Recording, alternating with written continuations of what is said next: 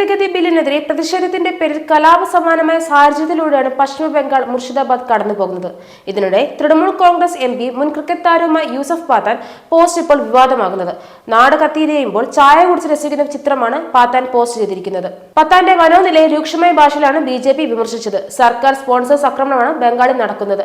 മമതാ ബാനർജി സർക്കാർ ആക്രമണത്തെ പ്രോത്സാഹിപ്പിക്കുകയാണ് ചെയ്യുന്നത്. ബംഗാൾ കത്തുകയാണ്, കണ്ണടച്ചിരിക്കാൻ കഴിയില്ലെന്ന് ഹൈക്കോടതി വ്യക്തമാക്കിയിട്ടുണ്ട്. മമതാ ബാനർജി സർക്കാർ സ്പോൺസർ ചെയ്ത അക്രമമായതിനാൽ പോലീസിൽ മൗനം പാലിക്കുകയാണ്. BJP സംസ്ഥാന നേതൃത്വം പറയുകയാണിത്. അതേസമയം ഹിന്ദുക്കൾ കൂട്ടക്കൊല ചെയ്യപ്പെടുന്ന സമയങ്ങളിൽ അവിടെ നിന്ന് മുങ്ങുകയും ചായ കുടിച്ച് ഉല്ലസിക്കുകയും ചെയ്യുന്ന ആളാണ് യൂസഫ് പാത്താൻ. ഇതാണ് തൃണമൂലിന്റെ പൊതു സ്വഭാവം. BJP ദേശീയ വക്താവ് ഷഹസാദ് പുനാവല ചൂണ്ടിക്കാട്ടി.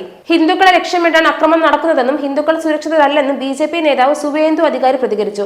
ഹൈന്ദവരുടെ ഉത്സവങ്ങൾ ആഘോഷിക്കുന്നതിന് കോടതിയിൽ പോകേണ്ട സ്ഥിതിയാണ് ഇവിടെയുള്ളത്. വീടുകളും കടകളും കൊള്ളയടിക്കുന്നുവെന്നും അദ്ദേഹം പറഞ്ഞു. പശ്ചിമ ബംഗാളിൽ മുർഷിദാബാദിൽ വഖഫ് നിയമ ഭേദഗതിക്കുള്ള പ്രതിഷേധം എല്ലാ പരിധികളും ലംഘിച്ചാണ് ഇപ്പോൾ പോയിക്കൊണ്ടിരിക്കുന്നത്.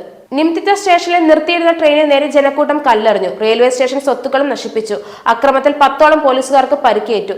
സംഭവത്തെ തുടർന്ന് 2 ട്രെയിനുകൾ റദ്ദാക്കുകയും 5 ട്രെയിനുകൾ വഴിതിരിച്ചു വിടുകയും ചെയ്തു.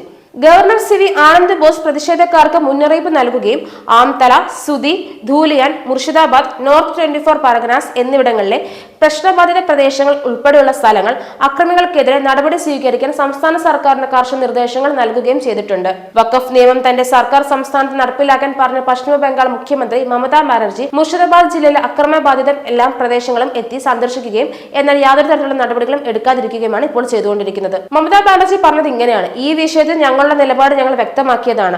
ഞങ്ങൾ ഈ നിയമത്തെ പിന്തുണയ്ക്കുന്നില്ല. ഈ നിയമം ഞങ്ങളുടെ സംസ്ഥാനം നടപ്പിലാക്കില്ല. അപ്പോൾ കലാപം എന്തിനാണെന്ന് മമത എക്സിൽ കുറിച്ചു. എല്ലാ മതങ്ങളിലുമുള്ള എല്ലാ ആളുകളോടും എന്റെ അഭ്യർത്ഥന ഒന്ന് മാത്രമാണ്: ദയവായി ശാന്തത പാലിക്കുക, സംയമനം പാലിക്കുക. മതത്തിന്റെ പേരിൽ ഒരു അനീതിപരമായ പെരുമാറ്റത്തിലും ഏർപ്പെടരുത്. ഓരോ മനുഷ്യജീവനും വിലപ്പെട്ടതാണ്. രാഷ്ട്രീയത്തിന് വേണ്ടി കലാപങ്ങൾ പ്രേരിപ്പിക്കരുത്.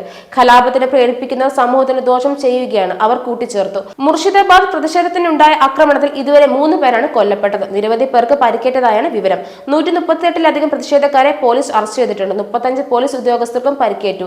കേന്ദ്രസേനയെ വിന്യസിക്കണമെന്ന കൊൽക്കത്ത ഹൈക്കോടതിയുടെ ഉത്തരവിന് പിന്നാലെ ബംഗാൾ അതിർത്തി സംരക്ഷിക്കുന്ന IG കർണി സിംഗ് ഷെഖാവത്ത് മുർഷിദാബാദ് സന്ദർശിച്ചിട്ടുണ്ട്. പ്രതിഷേധങ്ങളിൽ NIAയുടെ അന്വേഷണം ആവശ്യപ്പെട്ട് BJP കേന്ദ്രമന്ത്രി അമിത് ഷാ കത്തയച്ചു. മേഖലയിൽ അപ്സ ഏർപ്പെടുത്തണമെന്നും BJP ആവശ്യപ്പെടുന്നു. BJP MP ജ്യോതിർമോയ് സിംഗ് ആണ് ആഭ്യന്തരമന്ത്രിക്ക് കത്തയച്ചത്. വഖഫ് നിയമത്തിനെതിരെ ത്രിപുരയിലെ പ്രതിഷേധത്തിലും സംഘർഷം ഉണ്ടായിട്ടുണ്ട്. സംഘർഷത്തിൽ 18 പോലീസ് ഉദ്യോഗസ്ഥർക്ക് പരിക്കേറ്റു. വഖഫ് ഭേദഗതി നിയമത്തിനെതിരെ വെള്ളിയാഴ്ച നടന്ന പ്രതിഷേധത്തിലാണ് സംഘർഷമുണ്ടായത്.